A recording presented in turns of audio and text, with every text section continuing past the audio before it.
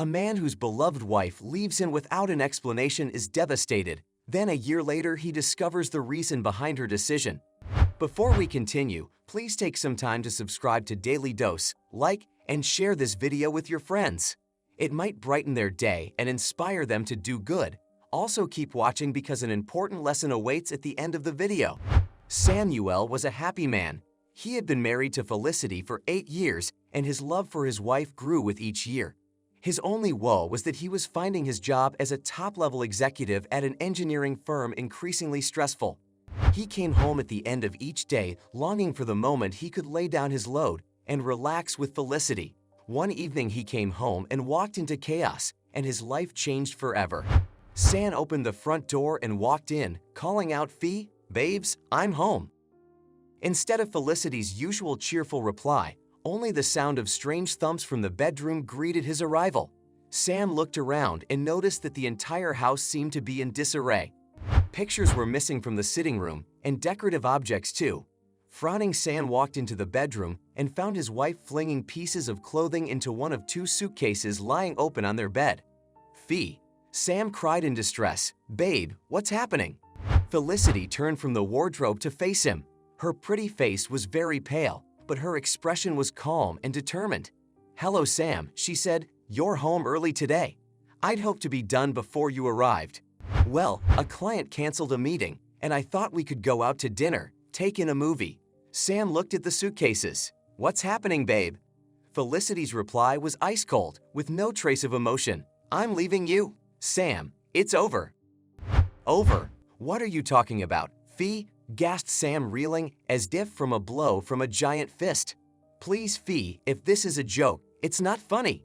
"It's no joke, Sam. I want a divorce. My lawyer will be contacting you tomorrow," Fee said. "Your lawyer? You have a lawyer?" asked Sam, dazed and disbelieving. "Fee, please, I love you. Please, babe, whatever is wrong, we'll fix it. Whatever I've done to hurt you, there's nothing you can do to fix this. I've made my decision, and it's final." Sam knew the determined flex of Fee's delicate jaw well. His pretty wife was sweet and accommodating, but when she made up her mind, she was adamant. "Fee," Sam whispered as tears trickled down his cheeks. "Why? Please tell me why. Don't you love me anymore?" Sam saw Fee flinch, and she turned her face away. "I told you, Sam, it's over. Please don't make this harder for us both. Don't make me say things that will hurt you." "There's someone else." Sam cried angrily. "Is that it? You're leaving me for some other man." Fee turned to face him, her face a mask of indifference. "I don't want to discuss it, Sam. You will know everything, sooner or later, I suppose. Word travels, but not now, not today." Sam's desperation reached a fever pitch. In 2 steps, he was in front of Fee, gripping her shoulders in his big hands. Fee, I want to know now. Now." Fee raised her chin and looked Sam in the eyes. "You're hurting me, Sam," she said calmly. Sam's hands dropped to his sides. His voice was quiet. "Is it because of my work? I know I've been stressed."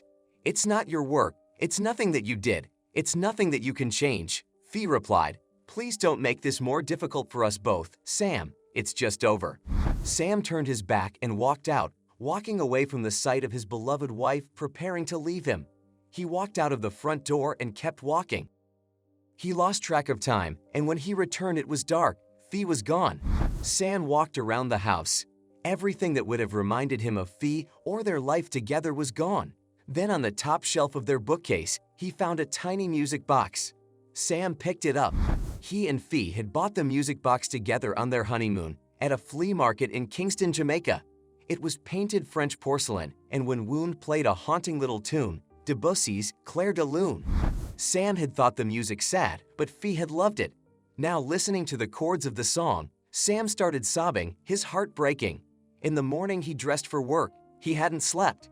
It would be a long time until he slept again. Every night when he lay down on their bed, he could smell Fee's perfume. He clung to her pillow. He raged and begged, but there were no answers, and the phone didn't ring. He kept dreaming that the door opened and Fee walked in. Sam threw himself into his work, welcoming the demands and the pressure of his demanding role. He could forget Fee while he was working, so he started working longer and longer hours. When he left the office, he often stepped into a nearby bar and had a drink. One night, a slender brunette with bold eyes approached him. He took her home, and in the morning, all he could smell on his bed was her cheap perfume. There were other women after that, many women until he met Kate. Kate was funny and bright and beautiful, more beautiful, he told himself, than Fee, who had been merely pretty. It wasn't long before Kate moved in. Sam liked Kate. She made him laugh, and her bossiness was amusing. Sam indulged her whims until the day she found the music box in his bedside drawer. "Oh my God," Kate cried. "What's this? What a piece of junk." "That's mine," Sam said quietly. "Please leave it there." "Please," said Kate, laughing. "This is a child's toy. What do you want with this? I'm throwing it out." "Please leave it, Kate. It has sentimental value," Sam said, frowning. He hated to see the delicate little box in Kate's hands. "Sentimental? Why?" asked Kate, amused. "It was my ex-wife's. We bought it on our honeymoon," Sam explained reluctantly. "Please don't touch it." Kate stared at him, astonished. "You still love her?" she gasped. "No," cried Sam angrily. "I hate her, but that reminds me of a happy time in my life." "Put it back." Kate placed the music box back in the drawer carefully, and Sam walked out of the bedroom. He never referred to the incident again, and neither did Kate. Then, 2 months later, almost a year after Fee left, Sam received a letter. He stared at the envelope. It was from Fee. Sam tore the envelope open and unfolded the letter with trembling hands. "My dear Sam," he read, "I spoke to your sister Gina, and she told me that you have recovered and have moved on with your life. She said that you are well and happy, and Sam, that is all I ever wanted. The day I left, I have the results of some medical exams my doctor had ordered because of my headaches. It turned out that I have a brain tumor, an inoperable one. Their best prognosis wasn't good, Sam. I knew that you'd stand by me whatever the cost to yourself, and I knew I couldn't let you.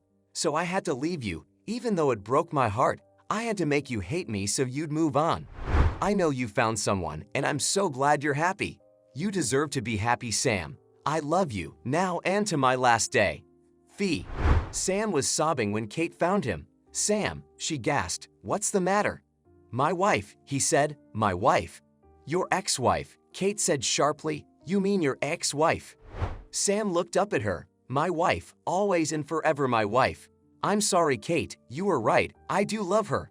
I have to go to her, be with her." An hour later, Sam was knocking at the door of a modest little apartment across town.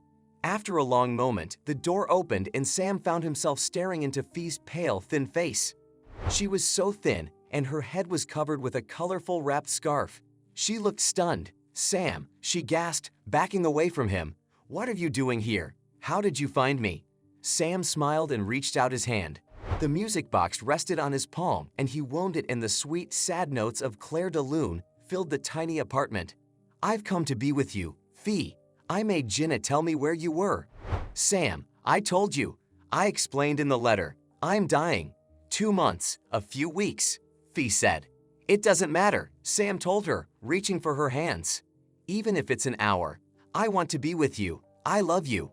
"Sam," Fee whispered, "I wanted to spare you this. That's why I left you. I didn't want you to be here to see me waste away all the impossible hopes." "What impossible hopes?" asked Sam. "Oh, there's a doctor in Switzerland who's had success operating cases like mine," Fee explained. "So let's go to Switzerland," Sam cried. "Let's go." "Sam," Fee said, "it would cost over $250,000 just for the operation. We could never afford that." Sam started grinning. "Silly girl," he cried. "When you left, all I had to distract me was work, so I worked. I worked so hard that I'm now COO, and my bonus for the year was twice what we need for the operation. I'm not leaving you, Fee. Not now, and not ever." What can we learn from this story? True love wants the best for the beloved. Fee left Sam at the time she needed him most to spare him the agony of watching her dying of an inoperable tumor. Love overcomes any barrier. Despite the pain he went through when Fee left him, Sam still loved her and was determined to spend the rest of her life by her side.